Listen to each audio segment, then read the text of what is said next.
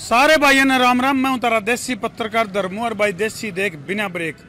फिलहाल भाई हम पानीपत में मौजूद हैं और पानीपत में क्यों पहुंचे हैं इसका भी एक कारण है कि देसी एनालाइज खातर पहुंचे हैं, क्योंकि हमारा एक प्रोग्राम आया था जिसमें कि ऑक्सफोर्ड अब जो तुम देखने लग रहे हो इंटर्नशिप वीज़ा और इस तरह के जो वीज़ा है उस पर बाहर जाने का कार्यक्रम रहा, यानी कि विदेश में जाना अब क्यों कर आसान हो गया वो भी तरतीब बताओगे। फिलहाल जिस एरिया में खड़े हैं तुम देखो न्यूना गैलेक्सी एकेडमी है, गैलेक्सी एक्सेस एकेडमी है, एजुकेशन का हबसा है यू कुल मिला के। और ऐसी जगह पे यानी कि सब तो पहली बात तो यह है कि ऑक्सफोर्ड जो है भाई ने अपना ठिकाना भी बदल दिया। पहले महिला थाना के दौरे था। हाँ जी राम राम जी। हमारे दर्शकों ने भी राम राम। राम राम जी। कहाँ मनीष भाई कहाँ बैठे हैं? Sir straight right. चलो तो लेंगे हम स्ट्रेट राइट। भाई जी राम राम। वाह जी वाह। आप कितना है जी? पानीपत है जी। पानीपत है। क्या नाम अपना? ललित भारद्वाज जी। ललित भारद्वाज। तो विदेश में जाने की इच्छा आपकी भी? जी क्रोशिया के लिए वीजा अप्लाई किया है जी। अच्छा कर रखिए अप्लाई? हाँ जी हाँ जी। क्या प्रोसेस चली फिर? 2 मंथ हो गए जी। अच्छा अच्छा। 3 महीने का जी प्रोसेस है जी। अच्छा ये क्या है फिर? बस जी लगे जाओगा जी। लग रहा है। हाँ हाँ 3 महीने का है। चलो चलो पूछेंगे हम क्यों करके मामला है। जा रहे हैं ना जी कहीं जा बिल्कुल। तो तुम देखने लग रहे भाई फिलहाल हमारी स्क्रीन पर लाइव तस्वीर तुम देखने लग रहे हो। काफ़ी सारे बालक हैं जो इनका जो स्टाइल है अपना स्टाइल है, वर्किंग स्टाइल है और इनके वीज़ा लग रहे हैं भाई जो करो उसमें चौक की थाना में मोस्ट वांटेड की लिस्ट नहीं लग गया है। ये वह लोग हैं जो विदेश में जाकर है जिनने हरियाणा का डंका बजाया है। वीडियो ने शेयर करते रहो।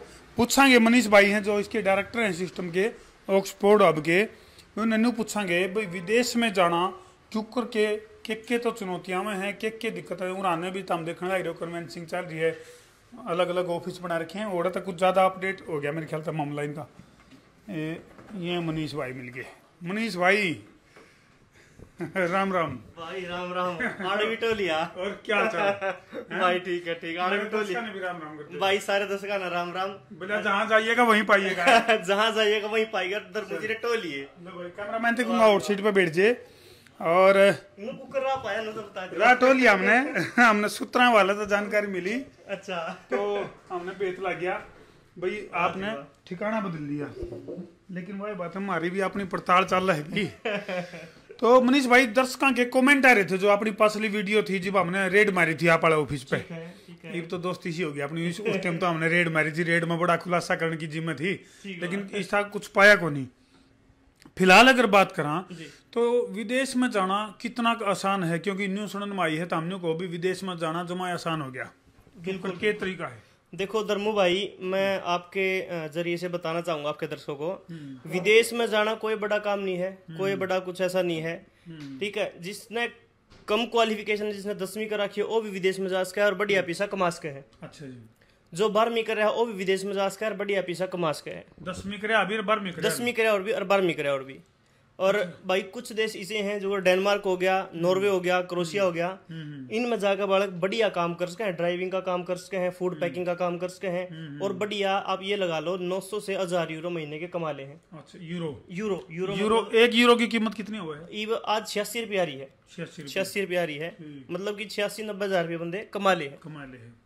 तो इसमें मैंने न्यू भी सुनने में आई है मनीष भाई को हरियाणा का जिला जींद और जिला जींद का गाँव कौन सा है वो? छन्ने जींद के तो छन्ने गांव के भी कई बालक भेज रहे हैं, जैंज भी है, करखेड़ी भी है। हाँ काफी गांवों के बालक भेज रखे हैं। घने बालक जा रहे हैं जींद। अच्छा ये इंटर्नशिप वीजा क्यों है? इंटर्नशिप वीजा है जी, आप किसी भी प्रोग्राम में आप जाते हो वहां पे जा रहे ट्रेनिंग करनी। वर्क परमिट में होता है आप लेबर बन के जाओगे। ठीक है, जैसा मालिक आपको काम कहेगा वो भारी हो अड़का हो आपने करना पड़ेगा। इंटर्नशिप का मतलब होता है आप वहां पे एज ए स्टूडेंट जा रहे हो और उस काम को सीखने लेके जा रहे हो। उस काम को आपको सीखना है और तनख्वाह जो स्टाइफंड होती है वो वही मिलना आपको। बस ये अपने बच्चे की थोड़ी सी इमेज ठीक हो जाती है इसमें कि वो ट्रेनिंग वीजा पे है। बिल्कुल। तो एड्रेस, हाँ कमेंट बॉक्स में आपके न्यू पूछने लगे भाई एड्रेस बताओ क्या है। भाई साहब पहला तो अपना था सेक्टर 13-17 मार्केट है महिला थाने के सामने। और भगवान की दया देखो महिला थाना आड़े भी आ गया। अच्छा वो महिला थाना बदल के ही बाढ़ आ गया बस स्टैंड के शामी। तो भाई बस स्टैंड के शामी बिशन स्वरूप कॉलोनी है और प्रेम हॉस्पिटल के बिल्कुल पास में ही पानीपत में प्रेम हॉस्पिटल का दौरा है। और सब तो बड़ी बात तो यह होगी कि 50-60 रुपये तुमसे पहले ऑटो वाला लिया करता नहीं, वह ऑटो वाला किराया बच गया। वो थोड़ा किराया अर्ध हो रहे तो हमने देखी होगी आड़े गैलेक्सी एक्सेस एकेडमी है और भी कई सारी एकेडमी है, यानी कि स्कूल उसका एजुकेशन का हब है, का भाई है। यानी कि एक न्यू कैश कहा के भूकंप का केंद्र बिंदु। बिल्कुल। तो मनीष भाई किस तरह का सिस्टम है, मान लीजिए जिस तरह जो सरल प्रक्रिया है, क्योंकि कई जने तो नहीं सोचा भी विदेश जाना महाभारत के बराबर है, बड़ी जटिल प्रक्रिया है, के कागज चाहिए, के प्रक्रिया चाहिए, थोड़ा हाँ बताए दो दर्शकों ने। भाई विदेश में जाने के लिए जो सबसे पहला डॉक्यूमेंट्स आपने चाहिए वो है पासपोर्ट। पासपोर्ट सबसे ज्यादा जरूरी है, ठीक है। उसके बाद है आपके आधार कार्ड, आपके पैन कार्ड और आपकी 10वीं क्वालिफिकेशन। अगर आपने जाना है डेनमार्क, आपने जाना है क्रोएशिया, आपने जाना है नॉर्वे, तो 10वीं क्लास बच्चा कर रहा है तो वो आसानी से जा सकता है। पासपोर्ट, आधार कार्ड, पैन कार्ड और 10वीं की डीएमसी, सिर्फ ये डॉक्यूमेंट्स हमने चाहिए। और ड्राइविंग लाइसेंस बच्चे का हो तो सबसे बढ़िया है। अच्छा, ड्राइविंग लाइसेंस हो तो सबसे बढ़िया है। गाड़ी हाँ, वहाँ पे जाके वैसे काम है वहाँ पे, ड्राइविंग का तो सबसे खास है ही है। उसके बाद हॉर्टिकल्चर का काम है, पिग फार्म पे काम है और डेयरी फार्मिंग का काम है। तो वहाँ पे तनख्वाह जो बच्चे को मिलती है 1,30,000 रुपए के लगभग मिलती है, 11,500 डेनिश क्राउन अप्रोक्सीमेटली, ठीक है। और उससे अलग शनिवार और एतवार की छुट्टी होती है, उसका बच्चों को ओवर टाइम अलग से मिलता है। अच्छा, एक विक्रम भाई है, हाँ, थोड़ा मैं रोक दिया मैंने आपको बीच में रह गई। विक्रम भाई ने पूछा है अभी चार्ज कितना है, खर्चा कितना का है? खर्चा देखो भाई, खर्चे की अगर हम बात करें तो खर्चा स्टेप टू स्टेप जाता है। वैसे तो 1,000 यूरो पहले जाते हैं और रजिस्ट्रेशन फीस जिसको हम बोलते हैं, 1,000 यूरो फिर उसके बाद जाते हैं जिसको हम कॉन्ट्रैक्ट लेटर पे बोलते हैं, 1,000 यूरो उसके बाद जाते हैं जो होती है वहाँ की बायोमेट्रिक की फीस, ठीक है। जब हम डॉक्यूमेंट्स की पूरी फाइल देते हैं तो बच्चे से 1,000 यूरो फिर जाते हैं। अच्छा, कई बार मनीष भाई एक समस्या और आवे है, बालक हड़ता चले जावे हैं, मतलब जिस तरह आपका ऑफिस है ऑक्सफोर्ड हब है, इसी तरह और भी जगह जगह विदेश भेजने के नाम पे कई जने ऑफिस खोले बैठे हैं, बिल्कुल, लेकिन ओड़ा जाके उसके गले कनेक्टिविटी नहीं रही, और वो जो है ना उलझ गया है, उन्होंने नहीं समझ मानता के करे, किसका गिला बतलावा, के काम धंधा करे, इस खातर के प्रोसीजर अपना रखा था हमने। कोई भी बच्चा जो हमारे थ्रू जा रहा है, पहली बात तो उनके पास हमारे पूरे स्टाफ का नंबर रहता है। अच्छा। दूसरी बात, जिस फार्मर के पास, जिस एम्प्लॉयर के पास वो जा रहा है उसके साथ डायरेक्ट हमारा संपर्क रहता है। बिल्कुल। कुछ भी बच्चे को प्रॉब्लम आती है, कोई परेशानी आती है तो फार्मर को डायरेक्ट बोल दे। डायरेक्ट फार्मर को नहीं बोल सकता तो हमारे पास फोन करे, हम उनकी दुविधा दूर कराते हैं। हमारे जितने बच्चे गए हुए हैं सभी बच्चों का हमारे साथ कॉन्टेक्ट है, सभी बच्चे हमारे साथ डे टू डे बात करते हैं। चलो, और दीप सिंह जी पूछे हैं डेनमार्क जाने के लिए क्या करना होगा? अर्दीप जी, डेनमार्क जाने के लिए सबसे आसान सी प्रोसेस है। देखो, किसी भी देश में आप जाते हो तो आपको इंग्लिश की तो जरूरत है ही है। मेरा ये मानना है, अगर जिस कंट्री में आइलेट्स नहीं मांग रखी, आइलेट्स यानी इंग्लिश का एग्जाम होता है, अगर इंग्लिश नहीं मांग रखी तो भी आपको इंग्लिश सीखनी चाहिए। अगर वहां पे आपको काम करना है तो आपको इंग्लिश आनी चाहिए, वरना आप काम नहीं कर पाओ। इस बात पे एक चुटकुला याद आ गया। एक जना बस स्टैंड पे खड़ा था, न्यू बोले भाई या बस पानीपत जाओगी? बोले ना, तो पानीपत जाना था। बोले ना, नॉलेज बढ़ाने पूछूं। तो कहने का मतलब ये मनीष भाई का कहना है कि साफ तौर पे आपने इंग्लिश की जानकारी होनी चाहिए। अच्छा, ये आपने तो रखे सिस्टम है इंग्लिश जो बेसिक जो जानकारी है वो देने का कोई आपने तो प्रोग्रामिंग है? बिल्कुल बिल्कुल जी, हमारे पास आइलेट्स के टीचर हैं जिनका 5 साल का एक्सपीरियंस है। 5 साल से वो आइलेट्स ही पढ़ा रही है मैडम हमारी, वो आपको इंग्लिश की ट्रेनिंग देंगी। अच्छा। और उससे अलग हमारे पास इंग्लिश स्पीकिंग के लिए भी अलग से मैडम है। अगर किसी बच्चे को आइलेट्स नहीं करनी, छोटी कंट्री में जाना है, वहाँ पे आइलेट्स नहीं चाहिए, तो इंग्लिश स्पीकिंग क्लासेस लगा सकता है। इसने कहा करना आम के आम गुठली के दाम, यानी कि विदेश में भी जाओगे, नाम भी कमाओगे, दाम भी कमाओगे, और भाई इंग्लिश सीखने खातर आड़े तो हमने इसे बिल्डिंग में व्यवस्था है। इसे बिल्डिंग में अंडरग्राउंड में हमारी क्लासेस चल रही है। अच्छा, उनका बोले पीछे देखो, पीछे नहीं, नीचे देखो, नीचे नीचे व्यवस्था कर रखी है। बिल्कुल बिल्कुल। एक्चुअली यहाँ पे हमारा थोड़ा सा फाइलिंग का डिपार्टमेंट रहता है ऊपर ग्राउंड फ्लोर पे, और नीचे हमने बिल्कुल साउंड प्रूफ सिस्टम बना रखा है बच्चों के लिए। फुली एसी है, पानी की पूरी सुविधा है। और टीचर, एक्स्ट्रा टीचर भी हमारे पास रहती हैं। अगर बच्चे को उसके बाद, अगर बैच के बाद ही परेशानी आती है तो वो कुछ भी क्वेश्चन पूछ सकता है। चलो मनीष भाई, एडवोकेट नवीन रंगा जी पूछे हैं बिना बैंड के भी जा सके हैं कि? जी बिल्कुल वकील साहब, आपकी बात बहुत अच्छी आपने पूछी है। बिना बैंड के भी आप जा सकते हो। क्रोएशिया कंट्री है, नॉर्वे कंट्री है, जिनमें अगर नॉर्वे में आपके पास बैचलर्स आपने कर रखी है तो आप नॉर्वे में जा सकते हो बिना आइलेट्स के। अगर आपने आइलेट्स नहीं कर रखी है तो आप क्रोएशिया जा सकते हो वर्क परमिट पे। अच्छा, और इस भाई का सवाल का जवाब पहले लिया, यूनो पूछे इंग्लिश नहीं आओ तो क्या सोल्यूशन है? उसका सोल्यूशन बता दिया भाई, जिसे भी टूटी फुट्टी जिसी नहीं हो, उसे क्या देंगे अड़े? देखो धर्मू भाई, अगर बालक हमारे पास आवा है, उसने इंग्लिश बोलनी नहीं आती, पहली बात तो आप उसने मना कर देंगे कि भाई आप नहीं जाओगे, क्योंकि बच्चे ना हम भेज देंगे, वीजा तो आ जाएगा, कोई बड़ी बात नहीं, वीजा तो हम ले देंगे, लेकिन वहां जाकर बच्चे ना परेशानी होगी, काम नहीं कर पाएगा। बिल्कुल। राम तंवर पूछा है प्लम्बर की भी कोई जॉब है? भाई वहां से रिक्वायरमेंट आती है, हम यहाँ से रिक्वायरमेंट नहीं भेज सकते। अच्छा, फिलहाल की अगर क्योंकि ये एक सवाल निकल के आ गया बड़ा इंटरेस्टिंग सा, रिक्वायरमेंट की अगर बात करा तो कनाडा की बात करा या जो भी देशों के आप नाम लेने लग रहे हो, कैमरा मैन थी कहूंगा एक बार। अच्छा, वो दूसरा ऑफिस में था, नक्शा चुप रहा था नक्शा, हाँ वो दूसरे ऑफिस में था। तो कौन से देश में ज्यादा रिक्वायरमेंट आ रही है आपके द्वारा? देखो हमारे पास, देखो जो इंटर्नशिप की है हमारे पास डेनमार्क, नॉर्वे और कनाडा की है। अच्छा, हाँ जी। तो मतलब भारतीय मूल के नागरिक जो है आपस में उड़ता की संपर्क में ऐसा, क्योंकि मार दो अभी कई नोंदा रह रही भाई कितने कनाडा था मार दो वो क्या आ रहा है, वो नोंदा भेजा करें इनविटेशन का गिल स्पॉन्सरशिप हमारे द्वारा स्पॉन्सरशिप भी कई आई पड़ी थी, लेकिन कोरोना संकट काल के चलते हमने कई प्रोग्राम हमारे रद्द कर दिए। तो ये नहीं बताओ भाई साहब, मनीष भाई, जो मतलब जैसे जो जावे हैं मान ले बालक, उन जानदे काम शुरू हो जाएगा या बात देखनी पड़ेगी या क्या सिस्टम है? हमारा बच्चा जब यहाँ से परमिट लेके वीजा लेके फ्लाइट में बैठेगा तो हमारा एक कोई भी काउंसलर उनके साथ फोन पे कोऑर्डिनेट करेगा।